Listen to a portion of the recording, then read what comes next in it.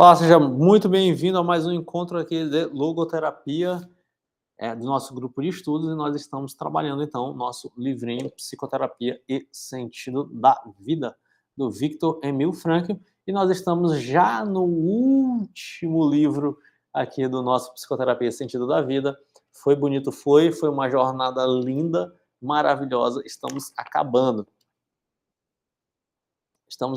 né? Estou nos 3 últimos tópicos do livro. Estou nos 3 últimos tópicos. E vamos embora. Vamos lá. Sem mais delongas.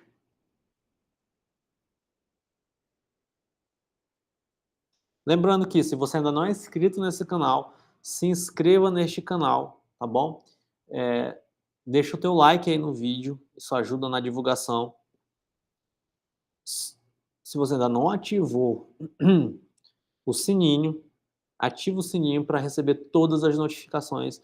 Nós estamos terminando o Psicoterapia e Sentido da Vida, mas nós já temos 2 outros livros engatados para a gente continuar a nossa jornada aí durante o ano, durante mais um ano. Nós já temos 2 livrinhos engatados. Eu já mostrei aqui para vocês a Ética do Sentido da Vida, que eu vou trabalhar aqui com você, e o Sofrimento Humano, que são os fundamentos antropológicos da logoterapia, né, que são livrinhos aí mais filosóficos, mas que vão ajudar você a ter uma boa base da logoterapia. Eu estou tentando achar o meu link aqui, mas meu link, cadê o meu link? Não me decepcione. Então esteja junto comigo, tá bom? Esteja junto comigo. Vamos continuar aí no nosso empreendimento logoterápico de compartilhar aí a logoterapia com você. É isso. Ainda não atualizou aqui o diabo do meu link, mas que inferno, senhor. Vamos lá. Hoje. Ok. Pronto.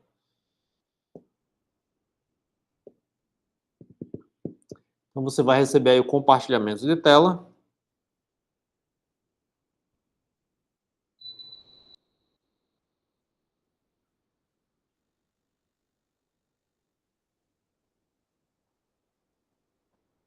E vamos avançar, portanto,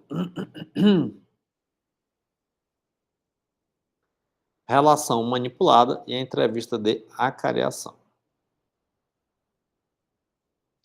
Na obra que escreveu sobre a logoterapia, Donald Tweed apresenta um aforismo que bem nos pode servir para caracterizar a diferença entre a psicanálise e a logoterapia. Este aforismo aqui é um aforismo muito conhecido, né, e divulgado aí pelos logoterapeutas que divulgam a logoterapia na internet brasileira, né, na internet mundial. Que é o seguinte: na psicanálise, o doente deita-se numa otomana e tem que dizer ao analista coisas que são desagradáveis. Na logoterapia, pode ficar sentado, mas o que tem que fazer é ouvir coisas desagradáveis. Né? Então ele faz essa contraposição. Evidentemente que o que Tweed tem em mente é uma caricatura da situação real do tratamento. Seja como for, trata-se de uma caricatura com que pretende aludir seguidamente ao papel ativo desempenhado pelo logoterapeuta. Quanto a nós, aliás, quer nos parecer que o dizer e o ouvir da comparação mencionada se complementam um ao outro, pois, na verdade, só em função dessa complementação se constitui aquela reciprocidade que está na base da entrevista do médico com o doente. O que acabamos de pontuar prende-se com o problema de saber em que medida a psicoterapia de orientação pessoal ou existencial desde Shelley e Heidegger, ultrapassou Freud, com o problema de saber em que consiste o passo por ela dado nesse sentido, em harmonia com a sua intenção antropológica.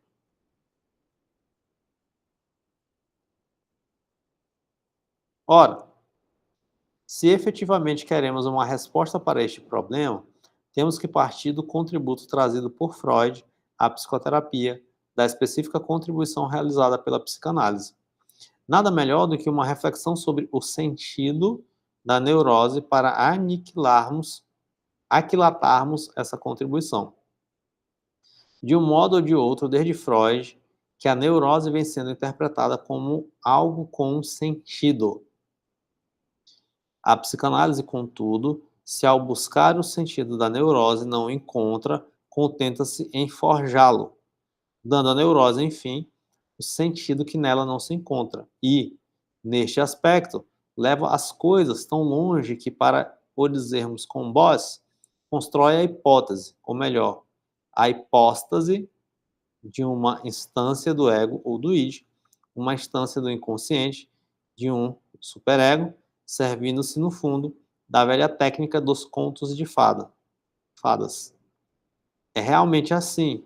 O que se faz nestes contos é isolar, separando-as de todas as outras possibilidades, os tipos de conduta da mãe, por exemplo, desejados e queridos pela criança, e condensá-los na representação de uma instância independente, numa boa fada.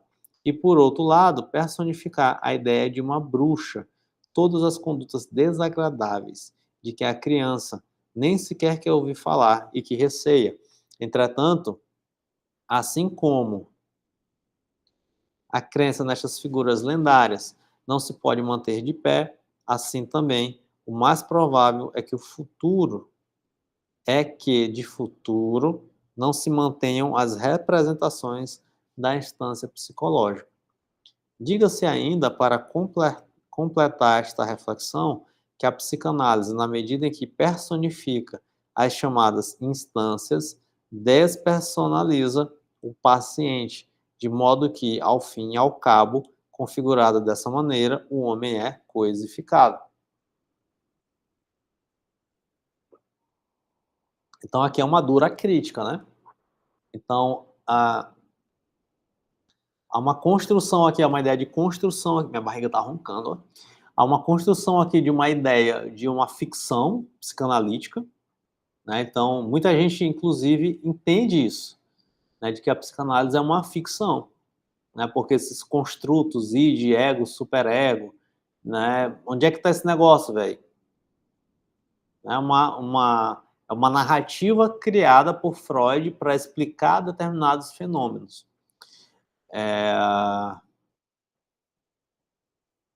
E aí, logicamente, personalizar, personificar figura de pai e mãe. E aí, quando se faz isso, na verdade, o homem acaba coisificado, né, reduzido. Só que o fato de o homem ser reificado, o fato, portanto, para usarmos a antítese personalítica de William Stern, de deixar de ser pessoa para converter-se em coisa, isso, reificado, é apenas um dos aspectos de um processo em que o outro deles se pode formular dizendo que o homem é manipulado, ou, por outras palavras, além de ser transformado em coisa, vem a ser também simples meio para um fim. Mas, como atua esta tendência para a reificação imanente, assim a psicanálise. E, sobretudo, como atua esta tendência para a manipulação de tudo que é humano na relação entre médico e doente, no encontro recíproco entre eles. Como se sabe, é nesse encontro ou entrevista que se opera a transferência. Contudo, também esta é manipulada. Em Robert White, por exemplo, encontramos a expressão como estas: a manipulação da relação de transferência, a manipulação da transferência. Mas Rudolf Dreykus não deixa de precaver-nos contra essa teoria da transferência ao esclarecer.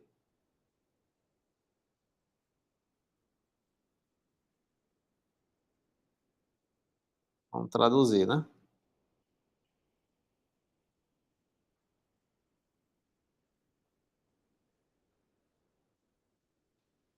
Parará. Copiar esse daqui.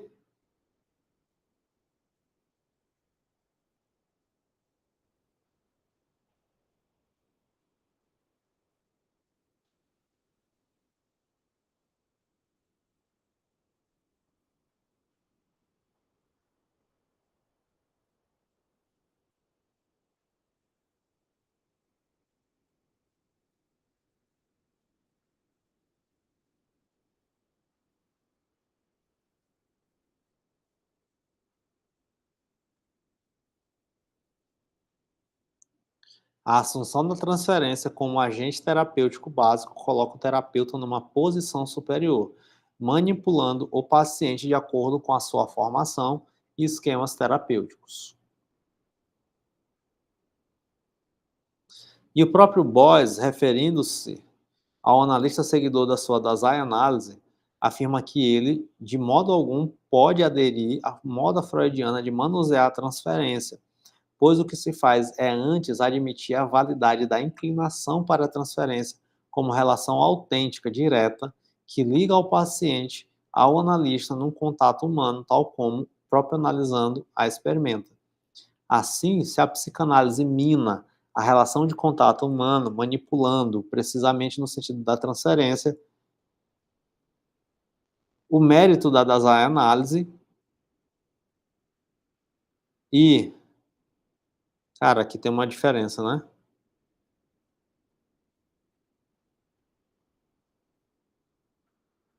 Da Dasein análise, análise do Dasein, da analítica do Dasein, está em terem voltado a pôr no devido lugar o caráter de entrevista da relação psicoterápica. Desta maneira, de certo, se protege o caráter existencial da entrevista. E existencial quer dizer adequado ao ser humano. Mas ainda não se inclui na relação psicoterápica a dimensão imediatamente superior, em que o ser humano se transcende em ordem ao sentido, em que a existência se confronta com o sentido. Desde Karl Biller, bem sabemos da importância que tem para a linguagem humana a sua referência ao objeto. Com efeito, podemos focar a linguagem humana de 3 pontos de mira diferentes. Vista da posição do observador que fala, a linguagem é expressão. Atendo-se àquele a quem se dirige a palavra, é um apelo, e considerada no seu objeto, no objeto de que se fala, é uma representação.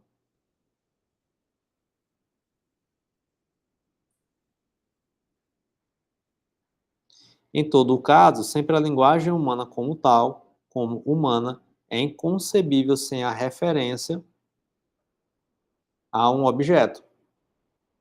Então, toda linguagem, ela tem que ter uma referência ali, tem que falar de algo concreto, um objeto, né? Ora, o mesmo sucede com a relação psicoterápica, pois nem é mero diálogo intersubjetivo, nem mero monólogo intransubjetivo. O diálogo psicoterápico que não se abre a um sentido, que não quebra o seu restrito quadro, não passa de um diálogo sem sentido. É por isso que, seguindo o caminho que vai da logoterapia à direção de almas médicas, passando pela análise da existência, nos encontramos em medida crescente com aquela problemática espiritual que, afinal, de um modo ou de outro, é inerente a todo tipo de psicoterapia, de onde resulta, evidentemente, a necessidade essencial de nos havermos com o problema e o perigo de uma extralimitação. No primeiro capítulo, já nos debatemos com este problema, esforçando-nos tão somente por salvaguardar, em face do perigo do psicologismo, a legítima autonomia do espiritual, sem mais. Mas agora, do que se trata é de garantir a legitimidade própria do espiritual concreto do pessoalmente espiritual. Nestes termos, a questão é a seguinte: quanto às referidas garantias, o que é que nos cumpre exigir a uma logoterapia ou análise existencial, ou mesmo a direção de almas médicas por nós preconizada?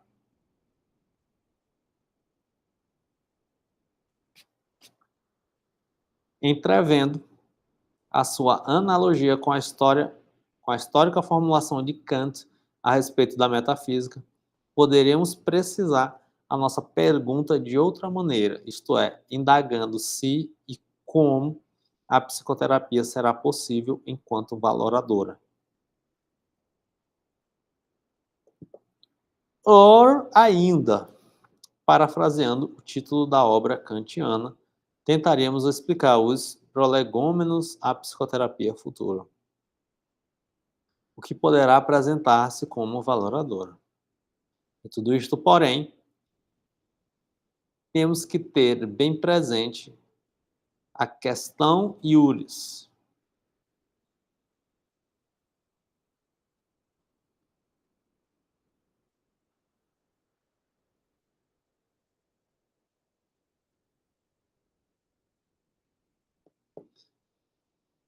Em vez de derivarmos para a questão fact, pois, faticamente, é claro que qualquer médico, e não apenas o médico da alma, aplica critérios de valor em todo o agir médico, se pressupõe efetivamente o valor da saúde e, paralelamente, o valor da cura. Conforme já dissemos acima, a problemática espiritual ou axiológica da ação médica aparece logo que se trate do problema da eutanásia, ou da salvação de suicidas, ou de intervenções cirúrgicas arriscadas. Portanto, sempre que esteja em causa o todo da existência humana. Enfim, o que de antemão podemos afirmar é que não há nenhuma praxe médica independente dos valores. Se bem que a ciência que mais explora a logoterapia sempre tem sido, na prática, a psicoterapia e, consequentemente, a direção das almas médicas, na medida em que o psicoterapeuta, por assim dizer, numa unidade de ação, sempre entrelaçou aqueles campos díspares cuja separação heurística se nos fez tão oportuna no primeiro capítulo, para defrontarmos o psicologismo. Uma questão, pois, se nos depara: a questão da legitimação fundamental da atitude valorativa por parte do psicoterapeuta.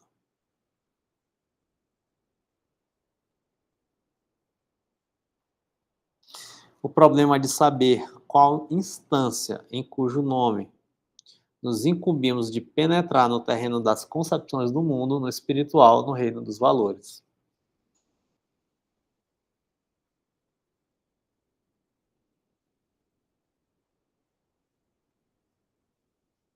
E, diga-se de passagem, é esta uma questão de jogo limpo quanto às concepções do mundo e de limpeza quanto ao médico. Para um médico instruído na crítica do conhecimento, tudo está claro. Em matéria de direção de almas, tudo depende de conseguirmos dar uma resposta ao problema que nos levanta. Ainda que Hipócrates julgue que um médico, que ao mesmo tempo é filósofo, se assemelha aos deuses, não é essa a nossa pretensão ao pormos, na medida do viável, o problema dos valores na atividade médica. E nem sequer ao sacerdote nos queremos, com isso, assemelhar. A nossa única pretensão é esgotar as últimas possibilidades do ser médico, levando-as até os últimos confins, né? Então é bem usado de Frankl aqui essa provocação, né? E não podemos deixar de atrever-nos a tanto, mesmo correndo o risco de tal atrevimento ser taxado de empreendimento prometeico. Efetivamente, o médico, ao dar consulta, defronta constantemente decisões do doente, que envolvem uma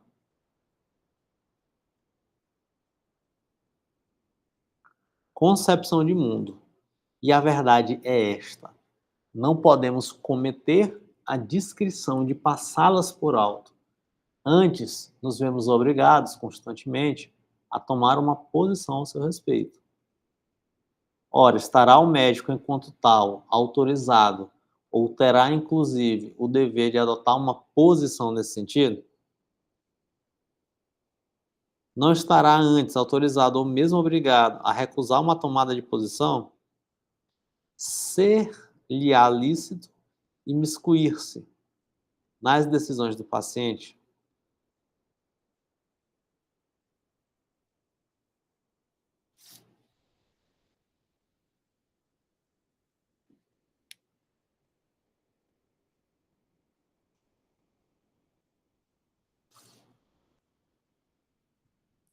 Não se estará ele, dessa maneira, intrometendo numa esfera privada, pessoal do espírito?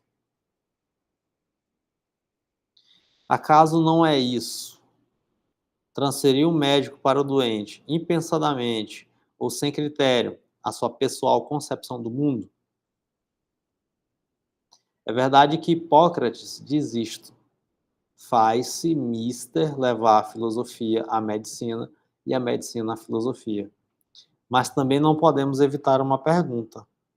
Procedendo assim, porventura não estará o médico a introduzir no seu tratamento qualquer coisa que nada tem a ver com ele?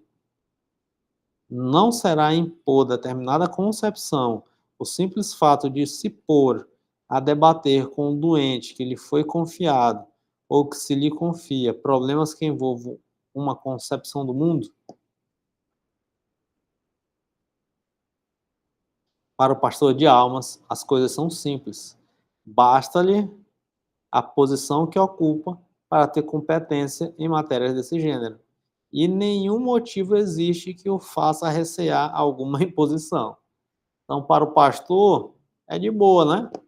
Ele não está preocupado em dizer assim: ah, meu Deus, será se essa pessoa bem aqui acredita ou não? Será se eu vou estar interferindo na sua concepção de mundo ou não?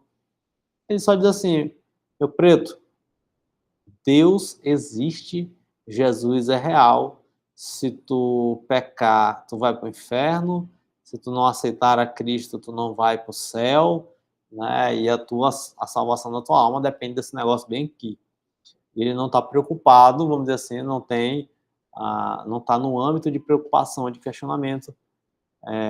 Ah, será se eu vou esperar o paciente dar conta disso?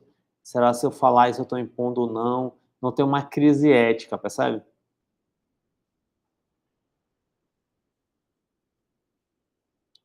O mesmo se pode dizer do médico quando nele se verifica uma união pessoal do médico e do homem religioso.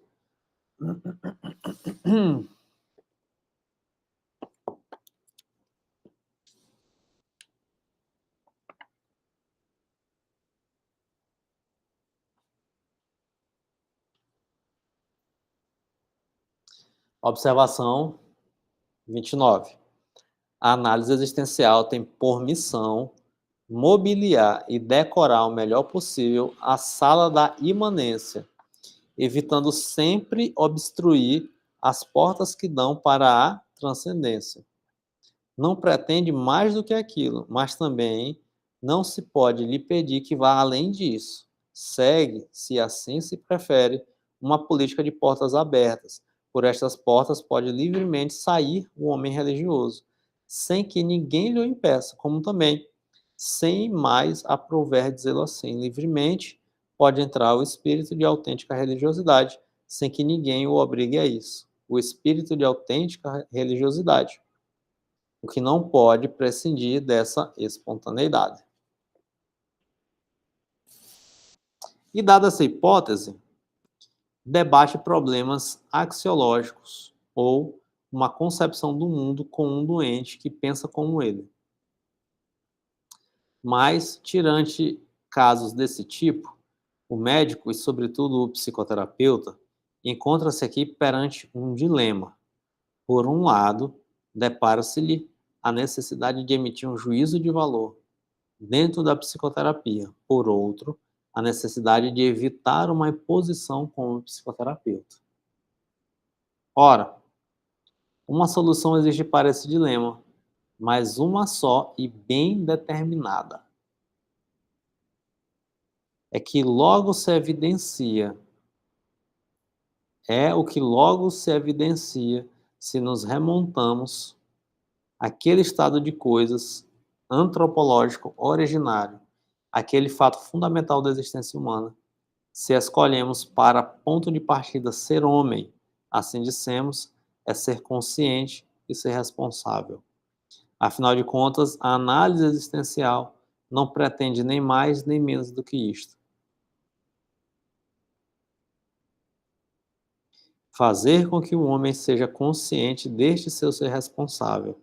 Fazer com que ele experimente numa vivência sua este ser responsável, a sua responsabilidade. Então, o conceito, em todo o caso, levar o homem mais além deste ponto em que ele se apercebe, com o máximo de profundidade da sua existência enquanto ser responsável, nem possível é nem necessário. Responsabilidade é, sob o prisma ético, um conceito formal. Não encerra ainda de per se quaisquer determinações de conteúdo.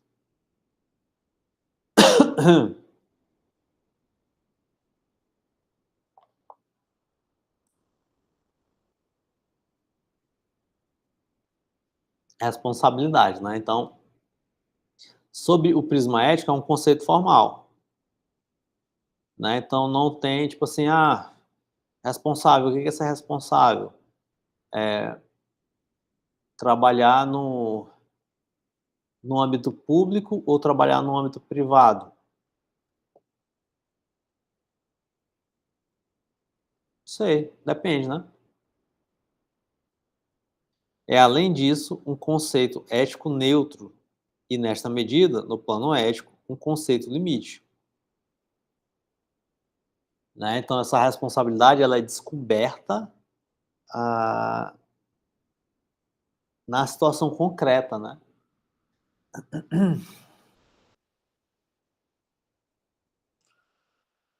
Ai, uma preguicinha agora. É, além disso, um conceito ético neutro e, nesta medida, no plano ético, um conceito limite, pois nada nos diz sobre o perante quem e o porquê da responsabilidade.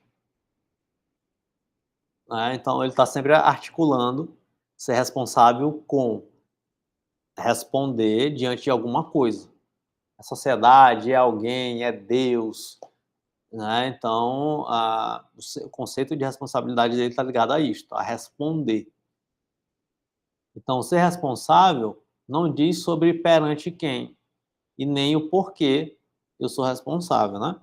Nesse sentido, a análise existencial ressalva também a neutralidade em face do problema de saber perante quem o homem se sente responsável, né? Então, é a resolução da questão do dilema, né? Eu vou inserir ou não a minha visão de homem, eu vou influenciar ou não a minha visão de mundo. Então, ser responsável, ele traz aqui essa neutralidade no sentido, peraí, quem vai dizer perante quem é a pessoa, né?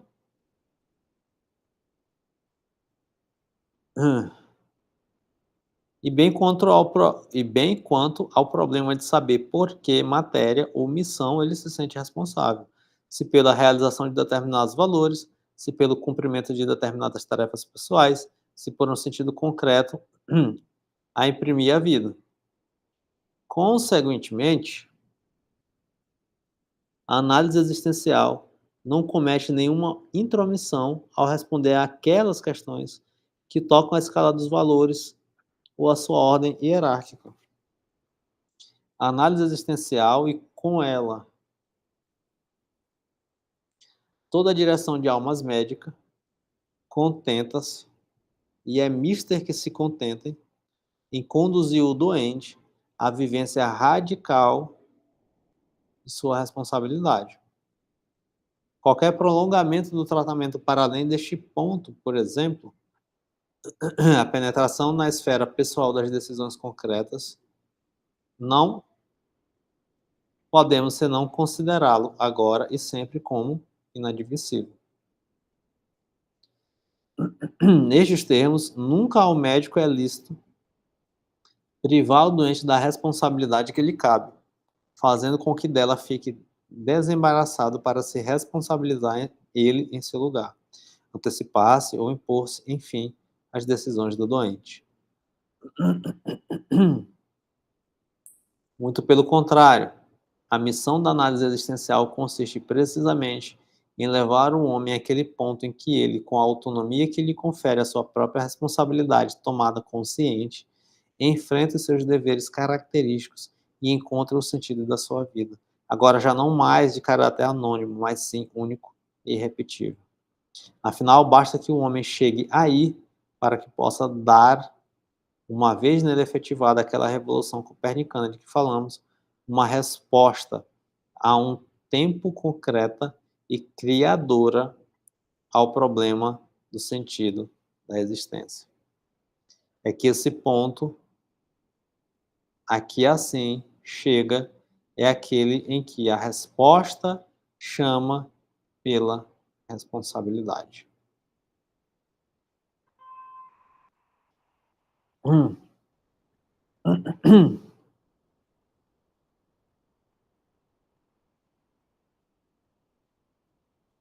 Ok. Então, o resuminho aqui desse tópico.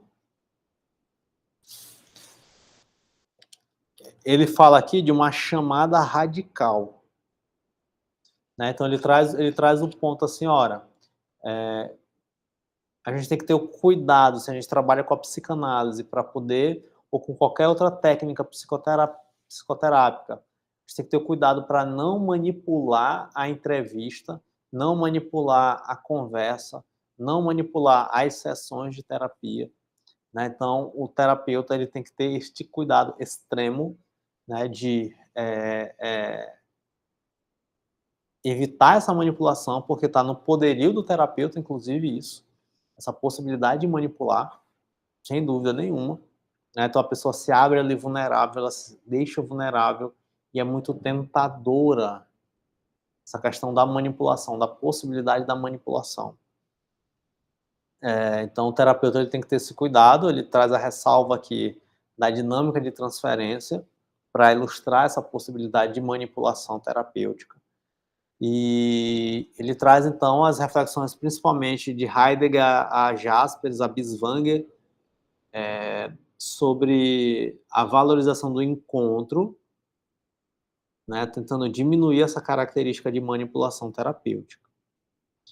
E em cima dessa valorização do encontro, diminuição da manipulação terapêutica, pode-se abrir um dilema ético para o terapeuta, para o psicoterapeuta, que é, caso o psicoterapeuta tenha, e logicamente e obviamente o psicoterapeuta terá uma visão de homem, uma visão de mundo, e portanto aqui ele traz uma perspectiva do homem religioso. Como esse psicoterapeuta que é religioso poderá agir tendo uma conduta ética? A resposta para isso é apelar à responsabilidade radical do paciente. Sempre vai ser essa. Então, nesse tipo de dilema, eu oriento ou não, eu influencio ou não, eu imponho ou não a minha cosmovisão, esquece essa merda toda, e você vai trabalhar, então, a responsabilização radical do paciente.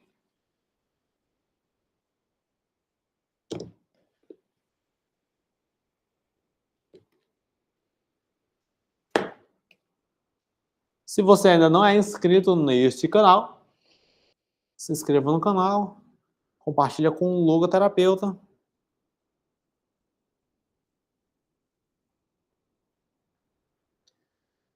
Se tu tem alguma dúvida, coloca aí nos comentários. Se tu ainda não ativou as notificações, ativa a notificação. Dê o like aí, porque ajuda a gente. E até o nosso próximo encontro. Estamos quase terminando. Deixa eu ver quantos faltam. 2 ou 1? 2 encontros.